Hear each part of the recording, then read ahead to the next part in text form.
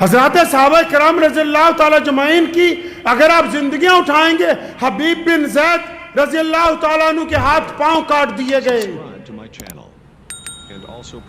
صرف اس لیے کہ تم پیارے پیغمبر جناب محمد رسول اللہ صلی اللہ علیہ وسلم کی پیروی سے انکار کر دو۔ فرمایا تمہاری خام خیالی ہے، جس نے رسول اللہ کی اتباع کر لی اس کو کون ہٹا سکتا ہے دین کے ساتھ۔ یہ صحابہ اکرام کے واقعات آپ کو اس لیے سنا رہا ہوں کہ کچھ لوگ محرم میں نعوذ باللہ صحابہ کی زندگی پر تنقید کر کے سمجھتے ہیں کہ ہم بہت بڑے ترم خاں بن گئے ہیں۔ پہلی بات تو یہ کہ پوری دنیا کے ولی، پوری دنیا کے کتب، پوری دنیا کے ابدال اور پوری دنیا کے مولوی، پوری دنیا کے شیخ الحدیث، پوری دنیا کے مسلمان، پوری دنیا کے دیندار لوگ، ان سب کو ایک پلڑے میں رکھو اور میرے نبی علیہ السلام کے کسی ایک صحابی کی جوتی کو ایک پلڑے میں رکھ دو، قیامت آ سکتی ہے یہ اس کی برابری تک نہیں پہنچ سکتی۔ نعرہ تکبیر، نعرہ تکبیر، نعرہ نبوت، نعرہ نبوت، نعرہ تکبیر۔ آپ سوچتے ہوں گے کہ صحابہ اکرام رضی اللہ تعالیٰ اجمعین کے خلاف نعوذ باللہ کیوں باتیں کرتے ہیں کچھ لوگ؟ اس کی وجہ سمجھ لیں آج اطمینان سے۔ جو بڑی عمارتیں ہوتی ہیں، جو بلند عمارتیں ہوتی ہیں، ان عمارتوں کو اگر کوئی گرانا چاہتا ہے، کمزور کرنا چاہتا ہے، تو پوری کی پوری عمارت کو گرانے کی طاقت نہیں رکھتا۔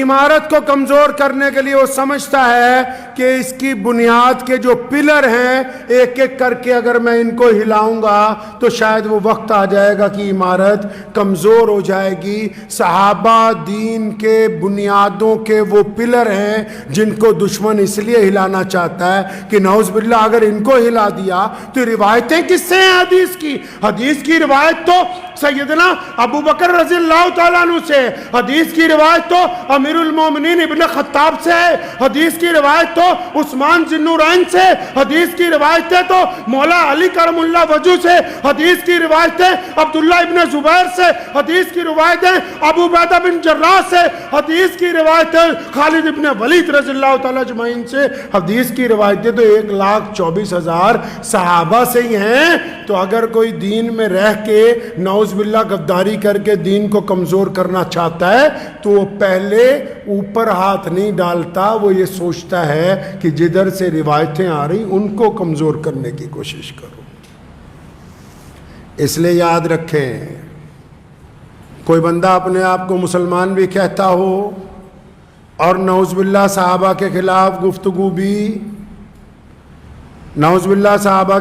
گفتگو بھی کرتا ہو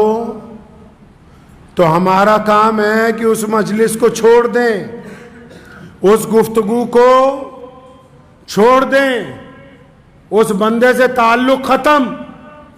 کیونکہ پیارے پیغمبر صلی اللہ علیہ وسلم کی جو جماعت ہے، حضرات صحابہ اکرام کی جو جماعت ہے، یہ غیر متنازع ہے۔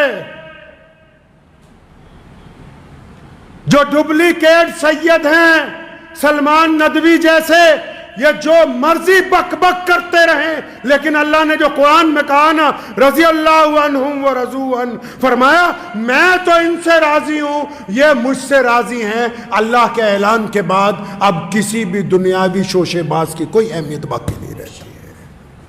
کوئی اہمیت باقی نہیں رہتی۔ اور جن کو ایسے جو اپنے آپ کو سید بھی بتا رہے ہیں اور ٹوٹکے بھی چھوڑتے ہیں، ان سے گزارش کرتا ہوں ذرا ایک دفعہ اپنا ڈی این اے ٹیسٹ ضرور کروا لیں۔ آج کل تو سہولت ہو گئی ہے کہ پیارے کے پیغمبر صلی اللہ تعالیٰ علیہ وسلم کی اصحاب پر انگلی اٹھانے والے ہیں کون، آئے کدھر سے ہیں؟ ہمارے دین کی بھائی بنیاد صحابہ اکرام رضی اللہ تعالیٰ اجمعین ہے۔ یہ قرآن صحابہ کے سینے سے ہمیں منتقل ہوا ہے، یہ حدیث صحابہ اکرام کے سینے سے ہمیں منتقل ہوئی ہے یہ روایتیں، یہ پیار، یہ محبتیں، یہ چھوا چھوت سے چھٹکارا، یہ بڑے اور چھوٹے کی تمیز، یہ کالے اور گورے کا ایک صف میں کھڑے ہو جانا، یہ امیر اور غریب کا ایک ساتھ نماز پڑھنا، یہ غریبوں کے ساتھ بیٹھ کر کھانا کھانا، یہ امیر اور غریب کا ایک ساتھ محبتوں کا اعلان کرنا، یہ سب کچھ جو محمد رسول اللہ نے ہمیں دیا یہ صحابہ کے ذریعے ہی ہم تک پہنچا ہے۔ پوری دنیا جو مرضی کہتے رہے، ہم اپنے پیارے رسول کے پیارے صحابہ کو چھوڑنے والے ہیں نہیں۔ تو ذہن نشین کر لیں اس بات کو۔ بہت سارے لوگ بڑے بڑے مسئلے کرتے ہیں، دیسی لوگ ہیں، دیسی بات پتہ ہے کہ ہم محمد رسول اللہ کے وفادار ہیں، اور رسول اللہ کے صلی اللہ علیہ وسلم کے وفادار بننے کے لیے ضروری ہے کہ رسول اللہ کی جماعت کے وفادار بنے، رسول اللہ صلی اللہ علیہ وسلم کے دوستوں کے وفادار بنے، رسول اللہ کے چاہنے والوں کے وفادار بنے، اور سب سے بڑی بات رسول اللہ کے اہل بیت کے وفادار بنے۔ تو اس بات کو ذہن نشین کر لیں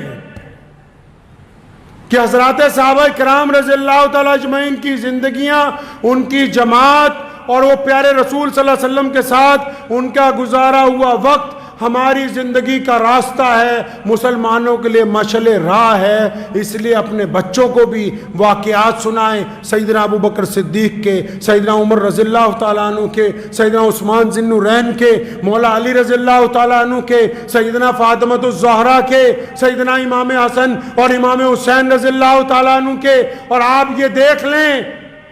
کہ ہمارے پیارے پیغمبر صلی اللہ علیہ وسلم کے جو نواسے امام حسین رضی اللہ تعالیٰ عنہ، ان کے جو بیٹے ہیں آگے، بہت سارے لوگ بتاتے ہوئے شاید ڈرتے ہیں کہ کوئی ناراض نہ ہو جائے، امام حسین رضی اللہ تعالیٰ عنہ نے اپنے متعدد بچوں کا نام کس پر رکھا؟ کس پر رکھا؟ ابو بکر بن حسین، عمر بن حسین رضی اللہ تعالیٰ عنہ، عثمان بن حسین رضی اللہ تعالیٰ عنہ۔ اپنے صحابہ، اپنے نبی صلی اللہ علیہ وسلم کے ان دوستوں کے نام کے اوپر جن کو رسول اللہ نے ہمیشہ اپنے ساتھ رکھا ہے، ان کے نام پر اپنے بچوں کے نام رکھے ہیں۔ تو اس لیے عظمت صحابہ کے لیے ضروری ہے کہ ہم لوگ بھی جب ہمارے گھر میں کوئی بچہ پیدا ہو تو اس کا نام پیارے رسول صلی اللہ علیہ وسلم کے صحابہ کے نام پہ ہونا چاہیے۔ کسی بچے کا نام معاویہ رضی اللہ تعالیٰ عنہ کے نام پر ہو، کسی کا سیدنا ابو ہریرہ رضی اللہ تعالیٰ عنہ کے نام پہ ہو، کسی کا نام سیدنا سلمان فارسی رضی اللہ تعالیٰ عنہ کے نام پہ ہو۔ جتنے صحابہ ہیں ان کے ناموں پر اپنے بچوں کا نام رکھیں تاکہ یہ محبتیں زندہ رہیں، قیامت والے دن یہ محبتیں نجات کا ذریعہ بنیں گے انشاءاللہ۔